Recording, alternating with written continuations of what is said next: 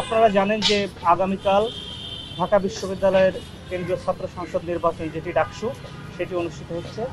তো এই নির্বাচনকে কেন্দ্র করে এই নির্বাচনী পরিবেশ এবং সামগ্রিক পরিবেশ সুন্দর এবং স্বাভাবিক রাখার স্বার্থে আমাদের ডিএমপির মাননীয় কমিশনার মহোদয়ের নির্দেশনা এবং নেতৃত্বে আমরা একটি নিরাপত্তা পরিকল্পনা প্রণয়ন করেছি।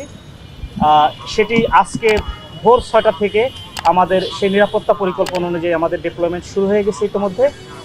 আর আমরা সর্বোচ্চ নিরাপত্তামূলক যে ব্যবস্থা, ঢাকা বিশ্ববিদ্যালয়ের এটি একটি গুরুত্বপূর্ণ নির্বাচন, তো সেই গুরুত্বের বিবেচনায় আমরা সর্বোচ্চ নিরাপত্তামূলক ব্যবস্থা সেটি গ্রহণ করেছি।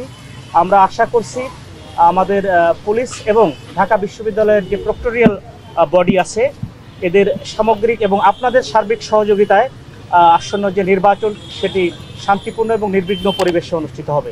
কোনো ধরনের আশঙ্কা আপনারা দেখছেন কিনা আপনাদের পক্ষ থেকে?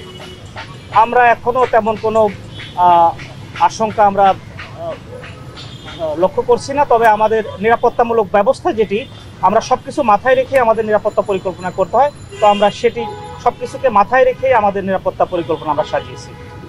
স্তরে নিরাপত্তা নেওয়া হয়েছে কিনা এরকম?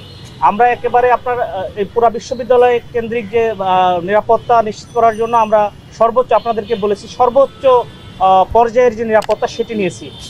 আমাদের এই সুইপিং থেকে শুরু করে আমাদের চেকপোস্ট কার্যক্রম, আমাদের পেট্রোল, আমাদের ভোট কেন্দ্রিক যে নিরাপত্তা, সব ক্ষেত্রেই কিন্তু আমাদের ডিপ্লয়মেন্ট আছে। আমরা আশা করছি যে নিরাপদ এবং নির্বিঘ্ন পরিবেশে আসন্ন নির্বাচনটি অনুষ্ঠিত হবে। ক্যাম্পাসে বহিরাগত প্রবেশে কি ধরনের?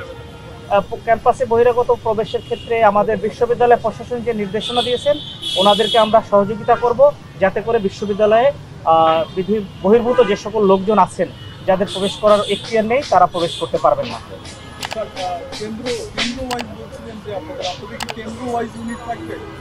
আমাদের কেন্দ্রের ভিতরে নয়, কেন্দ্রের বাইরে আমাদের ডিপ্লয়মেন্ট থাকবে, কেন্দ্রের নিরাপত্তা নিশ্চিত করবে। Thank you.